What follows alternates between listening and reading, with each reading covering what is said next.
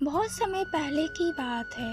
एक रामनगर गांव था जो बहुत ही सुंदर और प्यारा सा था। जहां पर रामू नाम का एक किसान रहता था। वो बहुत ही मेहनती और ईमानदार व्यक्ति था। उसके पास ज़्यादा ज़मीन नहीं थी। जो भी थोड़ी बहुत ज़मीन थी उसी पर मेहनत करके अपने परिवार का पालन पोषण किया करता था। रामू हमेशा सच बोलता था और किसी का नुकसान नहीं करता था। रोज सुबह अपने खेत पे जाता, अपनी मेहनत और लगन से अपने खेत की जुताई करता था।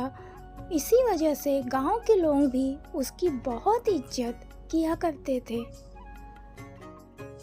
गांव के सभी लोग रामू की मेहनत और ईमानदारी की हमेशा तारीफ किया करते थे और रामू की सारी बात मानते थे, क्योंकि रामू हमेशा सच बोलता था और ईमानदारी की ही बातें किया करता था और अच्छी बातें लोगों को सिखाया करता था। रामू का जीवन बहुत ही सादा और साधारण था। रामू अपने काम से बहुत खुश रहता था। एक दिन रामू अपने खेत पे गया और खेत की जुताई कर रहा था और जुताई करते समय उसे अपने खेत से एक दबा हुआ बर्तन मिला और जब वो बर्तन का ढक्कन खोला तो वो बर्तन सोने की मुद्राओं से भरा हुआ था। रामू उसे देखकर हैरान रह गया। रामू सोचा, ये धन मेरा नहीं है, मुझे इसे लौटा देना चाहिए ताकि सही व्यक्ति को उसकी अमानत मिल सके।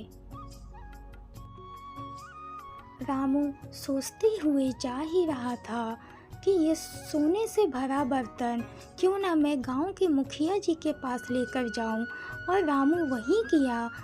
वो बर्तन गांव के मुखिया के पास लेकर गया और उनसे अपनी सारी बात बताई, जो भी उसके खेत में घटना घटी। और मुखिया जी ने वो बर्तन देखा और उसकी ईमानदारी से बहुत खुश हुए और बोले, रामू तुम कितने नेक इंसान हो।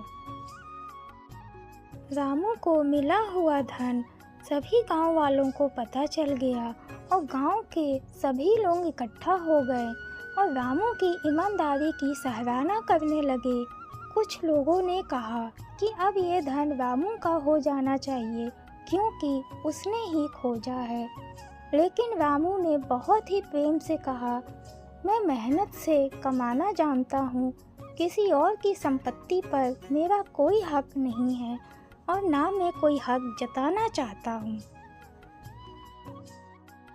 कुछ दिन बाद मुखिया जी ने तहसीलदार को बुलवाया और ये मामला उसके हवाले किया। तहसीलदार ने जांच के बाद बताया कि वो बर्तन वास्तव में पुराने समय के राजा के खजाने का हिस्सा था, जो कभी इसी क्षेत्र में दबा दिया गया था और रामू ने पूरी ईमानदारी दिखाई थी, तो सरकार ने उसे आधा धन पुरस्कार के रूप में देने का निर्णय लिया है। और ये सुनकर मुखिया जी और रामू दोनों ही बहुत ही प्रसन्न हुए। रामू को काफ़ी संपत्ति मिल गई थी, लेकिन उसने उस संपत्ति का किसी भी प्रकार का कोई फालतू खर्चों में उपयोग नहीं किया और ना ही किसी प्रकार का कोई लालच दिखाया। रामू को उस मिले हुए संपत्ति से उसने गांव में एक स्कूल और एक कुआं बनवाया ताकि गांव में बच्चों को शिक्षा मिल सके और गांव वालों को पानी मिल सके। रामू की ईमानदारी और निष्ठा की कहानी दूर दूर तक फैल गई थी। हमें इस कहानी से ये सीखने को मिलता है कि ईमानदारी सबसे बड़ा गुण है। अगर हम सही रास्ते पर चलते हैं और मेहनत करते हैं तो किस्मत भी हमारा साथ ज़रूर देती है। तो दोस्तों, आपको हमारी ये कहानी अच्छी लगी हो तो प्लीज़ हमारे चैनल को लाइक, शेयर एंड सब्सक्राइब करें। Thank you. दुद्दी नाम के गांव में बिरजू नाम का किसान रहता था। वो प्रतिदिन अपने छोटे से खेत में खेती करने जाया करता था। बिरजू था तो मेहनती, पर उसकी एक बहुत बड़ी कमजोरी थी, वो लालची बहुत था और प्रतिदिन यही सोचता था कैसे मैं जल्द से जल्द फसल उगा सकूं और जल्द ही धनवान बन सकूं। ऐसे ही एक दिन बिरजू सोचते हुए जंगल के रास्ते से कहीं जा रहा था। तभी उसकी नज़र पड़ी एक साधु बाबा पे जो तपस्या कर रहे थे और उनके पास गया।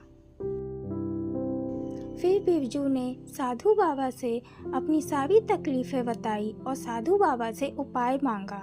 फिर साधु बाबा ने बिरजू को एक जादुई मंत्र दिया और बोला, इस मंत्र के साथ अपने खेत में एक बीज बोओगे तो तुम्हें हर साल ढेर सारी फसल मिलेगी, लेकिन तुम्हें धैर्य रखना होगा। फिर बिरजू ने साधु बाबा के दिए हुए जादुई मंत्र पे विश्वास किया और फिर वो वहाँ से अपने घर के लिए निकल गया। बिरजू घर पहुँच के अपनी पत्नी सुषमा को बुलाया और चमत्कारी साधु बाबा वाली बात बताई।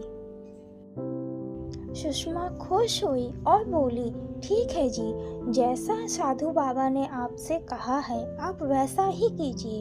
कल ही खेत जाके ये जादुई बीज को बो दीजिए। ठीक अगले दिन ही बिरजू अपने खेत पे गया और साधु बाबा के बताए हुए अनुसार उसने उस बीज को बो दिया। कुछ महीने बाद उस बीज से बहुत अच्छी फसल हुई और सालों तक होती रही। ये देखकर बिरजू बहुत खुश हुआ और उसने ढेर सारा धन कमाया और उसकी पहले से हालात बहुत अच्छी हो गई थी। बिरजू घर आकर अपनी पत्नी सुषमा को बुलाया और बोला, ये धन की पोटली, इसे संभाल कर रख दो। और सुषमा उस धन की पोटली को देखकर बहुत खुश हुई। कुछ समय बाद जैसे जैसे बिरजू की संपत्ति बढ़ने लगी, ठीक वैसे ही बिरजू और सुषमा के मन में लालच भी बढ़ने लगा। बिरजू ने सुषमा से बोला कि क्यों ना हम ढेर सारा बीज बोके और ढेर सारा धन कमा सके। फिर अगली सुबह बिरजू अपने घर से अपने खेत पे गया और ढेर सारा बीज ले जाके अपने खेत में बो दिया और बोला, अब मैं बहुत धनवान बन जाऊंगा। फिर 2 दिन बाद बिरजू अपने खेत पे गया और देखा कि उसकी फसल बहुत अच्छी है और वो देखकर बहुत खुश हो रहा था, क्योंकि उसके मन में लालच बहुत भर चुका था। बिरजू कुछ महीनों बाद अपने खेत पे अपनी फसल को देखने के लिए गया और वो देखा कि उसकी फसल बर्बाद हो रही थी, क्योंकि वो अपने फसल की कोई देखभाल नहीं करता था। बिरजू बहुत दुखी हुआ और अपने खेत को फिर से ठीक करने लगा, लेकिन बहुत देर हो चुकी थी और वो समझ गया था ये मेरे लालच का परिणाम है। इस कहानी से हमें ये सीखने को मिलता है कि लालच का परिणाम हमेशा बुरा ही होता है, इसीलिए जो मिले उसी में संतोष करें। धन्यवाद। अगर आपको हमारी स्टोरी अच्छी लगी हो तो please like, share and subscribe करें। Thank you.